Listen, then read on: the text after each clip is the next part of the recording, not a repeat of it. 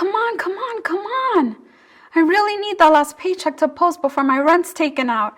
I can't afford another overdraft fee.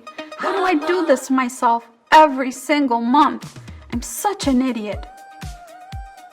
I'm sorry, you spent how much at the mall? So what if the money's there? That doesn't mean that you have to spend it. Anita always looks so nice. How does she afford it? We have the same job. I should have that too.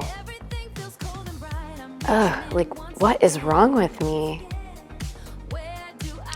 Financial stress is heavy. When you have it, it's a burden you carry into everything. Your relationships, your job, your free time. And over time, that stress can lead to excessive worry, anxiety, depression, substance use, and more. On the surface, we may never know exactly what others are going through, but it's important to know that you're never alone in facing stressors like this.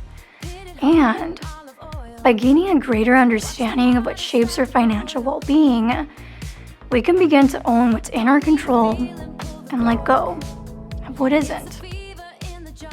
Remember, you don't have to take a big vacation to take a break. Instead, prioritize rest and self-care in ways that are accessible for you and your financial reality, including your needs, expenses, and goals. Look into my eyes.